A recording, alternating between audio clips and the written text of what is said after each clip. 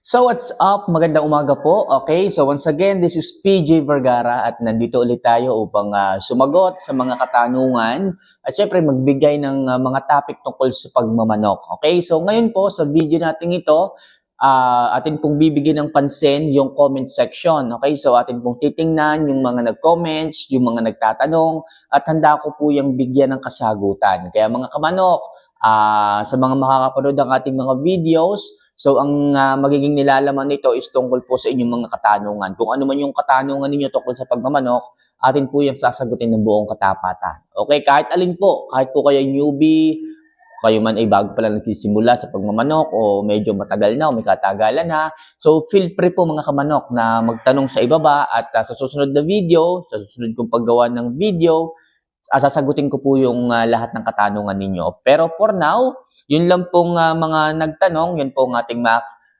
ating mga masasagot. Kaya mga kamanok ha, ano pang hinihintay ninyo? Magtanong na po kayo sa ibaba para sa susunod na video, yan po ang ating maging topic. So, huwag natin masyadong patagalin to.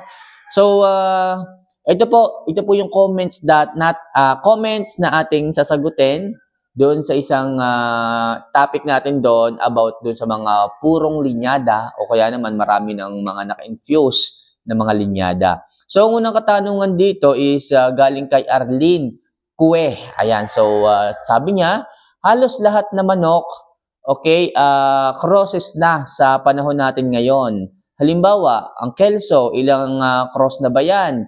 At sweater, ano ba ang mga linyada ang naka-infuse dyan? Okay, so sa atin pong panahon ngayon sa pagmamanok, tatandaan nyo po ito mga kamanok, nakadepende po yan sa breeder. Okay, nakadepende po sa breeder kung ano po ang kanyang nakikitang potensyal sa kanyang mga alaga, kung dito ba siya maganda sa mga ma-infuse na ganito, okay, sa mga nakabreed sa ganito, nakadepende po yun sa breeder. Kung ano po yung gusto niya. Kung ang gusto niya, crosses na ganito, marami na po mga linyadang pinag-breed niya. O kaya naman, kung gusto niya yung mga puro. Ano ba yung sinabing puro? Yung iba dyan na mga hindi pa nararanasan, yung tinatawag na breeding, mga kamanok. Ayusin ko lang to. Hindi po talaga nila maiintindihan kung ano yung tinatawag natin ng mga mga puro, yung mga pure na linyada. Pag po kayo ay wala sa breeding, mga kamanok, o hindi po kayo nakafocus sa breeding, hindi niyo po talaga maiintindihan yung sistema ng pagpapapuro. Kasi sapat na po sa inyo yung breed lang ng breed ng iba't ibang mga linyada. Tatandaan niyo po yun mga kamanok. Pero kung kayo po ay may kaalaman na o kaya naman sinubukan niyo na po ang pag-breeding, maiintindihan niyo po. Kasi po ang pagpapapuro, ito po ay proseso na kung saan kinukuha mo yung isang katangian ng isang manok na kung saan ito yung nagugustuhan mo. For example, halimbawa, bulik. Okay, yung bulik mo na ganito, mga nagtagumpay. Okay, gusto mo siyang puruhin kasi nakitaan mo siya ng potensyal na siya ay maayos, na siya ay healthy. Meron din po kasing ganun kaya po tayo nagpapapapuro para makuha natin yung healthiness ng isang manok. Halimbawa, itong linyada ng bulik, madali siyang paramihin. Meron kasing ganyan May mga linyada po na ang hirap padamihin. Okay, ang taas ng mortality. Ang hirap ang hirap padamihin. Minsan yung iba 3 months old, 4 months old, nag-a-abroad pa. So may mga katangian ganun. Yung iba naman dahil sa yung palang linyada na yon naka-infuse sa mga orientals chickens. Alam niyo naman yung mga oriental chickens like Peruvian, Shamos, Asils. So hindi sila mahirap i-breed. Kasi po, yung mortality pagdating sa mga linyadang ganito hindi ganun karami. May mga linyadang ganyan. Compared natin doon sa mga American chickens, yung mga mga imported lines, imported chickens like kelsos, mga sweaters, yung mga magagandang mga manok. Aminin natin ito, aminin natin 'to yung mga magagandang mga manok. Kung tawagin ng iba, mga Texas, ang hirap niyang i-breed. Ang bilis niyang magkasakit, ang bilis niyang dapuan ng sakit, pero yung mga orientals, yung mga pangit, sabihin na natin yung mga pangit na linyada, ang itsura lang naman. Mga Peruvian, mga Asils, hindi ganyan kagagwapo yung mga yan, pero hindi sila kapitin ng sakit. Tandaan nyo yan. Kaya minsan, nagugustuhan nating i-breed yung mga ganyan, gusto nating puruhin yung ganyan, kasi nga hindi sila mahirap i-breed. Madali silang paramihin, hindi ka agad ganun na kinakapitan ng sakit, o kung magkasakit man, mabilis lang mawala, mabilis lang maalis. Okay, so ang sistema ng pagpapapuro, Kung halimbawa, wala pa po kayong purong linyada dyan sa inyong bakuran. Okay? Tapos, meron kayong nakita dyan na isang alaga ninyo na nagtatagumpay. Okay? Bumibilang ng tagumpay na kung saan nakikita nyo healthy palaging nakakauwi, healthy palagi yung manok na, alam mo yun, kasama nyo pa uwi, galing pamamasyal. So yung iba, nakakalimang pamamasyal, umuwi ng masaya. So nakita nyo na, ba okay to? So subukan nating puruhin. Bakit nga ba natin pinapupuro? So para po mapataas natin, okay? Yung alam mo yun, yung kagustuhan nating lagi tayong umuwi ng maayos, lagi tayong umuwi ng masaya. So kasi pagka meron tayong isang purong linyada, pag ibinarid natin, okay, mataas yung chance na umuwi tayong masaya galing sa pamamasyal. Tatandaan nyo yan. Kasi alam natin na yung linyada na yun talaga yung nagtatagumpay. Kaya ako dito mga kamanok, ginagawa ko po yung pagpapapuro kapag kami nakita ako na isang linyada na kung saan ang dami ng beses na talagang nagiging masaya pag kami ay namamasyal. So kagaya ng mga blocks ko dito. Okay? So ang ginagawa ko diyan pagpapapuro, it's either inbreeding or back to uncle. Doon sa mga tiyahin. Yung ganun. Kung gusto po ninyo ng hindi ganun karami ng mortality, doon nyo po ibalik. Kasi ang ginagawa natin pagka nagpapapuro tayo ng linyada, pinapataas natin yung isang linyada doon sa isang manok, kagaya nga dito mga blocks.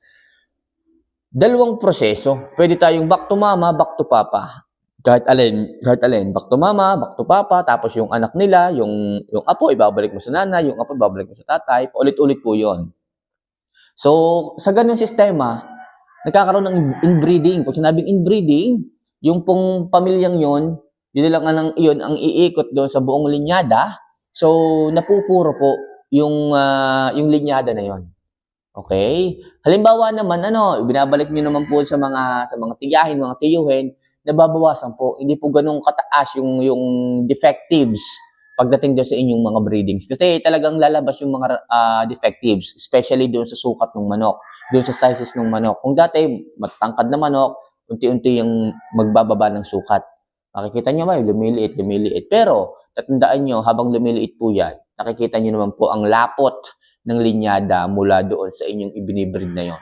Nakikita nyo po yung lapot. Anong ibig sabihin lapot? Kasi nalalaman mo Nalalaman mo na, wow, ito, 3/4, 1/4. 3/4 blacks, 1/4 bulik. Okay, isa pang balik to, magiging magiging puro na to. Yung bang ganon, sa pagbabalik ninyo, hindi naman natin masigurado na talagang 100%, okay, na talagang puro yung linyada na yon. Pero kung konting-kunti na lang po ang laman ng isang linyada na yon, nakakaiba, pwede natin i-consider na puro na yon. Kasi pag yung manok na yon, na puro nyo, so madaling sabi, konting-kunti na lang yung laman ng ibang linyada doon, maliit na yung manok. Kasi ang puro, hindi po yung ganong kagandahan. Hindi kagaya ng mga ibinibreed ninyo na ganito, ganyan, okay, black over Melsims, hindi kagaya ng ganon. Kasi napipili nyo pa ay magandang materials. Pero pagka sa pagpapapuro mga kamanok, yung standards natin, hindi na siya ganong kagaganda. Okay, kasi nga po panahon ang bibilangin natin dito. Lalo na kung halimbawa nga ang pinupuro ninyo, gaya dito, is merong oriental chickens. Okay, so talagang pangit ang lalabas dyan. Lalo na kung napupuro yung oriental, talagang pangit. Well, sa akin walang problema. As long as alam ko na talagang nagtatagumpay ang mga ito pag umuwi. Walang problema sa akin kahit pangit yan. Basta, yung magandang build ng katawan, lalong-lalo ng bone structure nandun. Yun ang una kong basihan. Bago ko tumingin sa itsura, bone structure muna. Lagi yung tatandaan yan. At sana, maging ganito rin ang inyong standards para sa pag-aalaga ninyo ng mga alagang mga manok. Bone structure muna, napakahalaga niyan. Hindi po pwedeng itsura muna. Yung iba, karamihan sa inyo, itsura yung tinitingnan. Basta gwapo ang guy, maaga kang bumibigay. Basta gwapo yung manok. Talagang nai-inlove agad. Pero para sa akin, hindi sapat.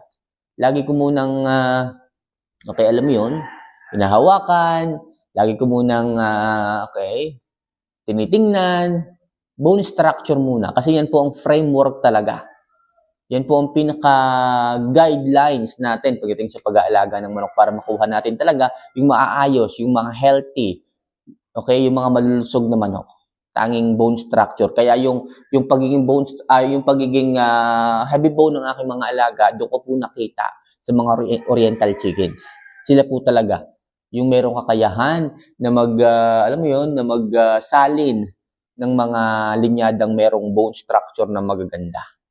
So mga kamanok, yun po, uulitin ko, ang breeding po, hanggat hindi nyo po pinapasok yan, hindi nyo po malalaman kung ano po talaga yung mga tinatawag nating purong linyada.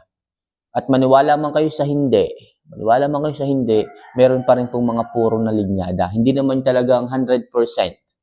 Pero sa pagdaan ng panahon na binabalik-balik natin yung mga linyada, ibinibreed natin na ibinibreed, doon po natin yung tinatawag na puro. Okay, natatawag na puro. At pagdating sa breeding, pag meron kayong purong linyada, hindi kayo ganun maliligaw. Lahat ng inyong mga magiging breedings, mga tandang o inahin, magiging maayos yan. Compared natin doon sa mga nagko-comments o sa mga nagsasabi na wala daw puro, kaya ano ginagawa nila? Okay, ganto-ganto lang, bahala na. Okay, mas maganda pa rin may pattern, may basihan tayo. Sa lahat ng bagay, mas maganda yan. Kasi yan po ang makakapagsabi kung ano ba yung magiging resulta ng isang bagay. Kung wala kayong pattern, bahala na po ang labas. Bara-bara po yan. Pero kung may pattern kayo, alam nyo po na itong linyada na to ang madalas nagtatagumpay, umuuwing masaya. Pag ibinarid ninyo, alam nyo na yung magiging resulta. Meron kayong daan. Compared doon sa mga mamamasyal na hindi alam kung saan dadaan. Bahala na. Okay, gagawa sila ng kanilang daan na hindi pa nila sigurado kung sila ba'y mapapabilis ng pagdating doon sa kanilang pupuntahan. While itong merong pattern, alam niya na maayos. Pagsakay niya sa kanyang sasakyan, mabilis siyang makakarating.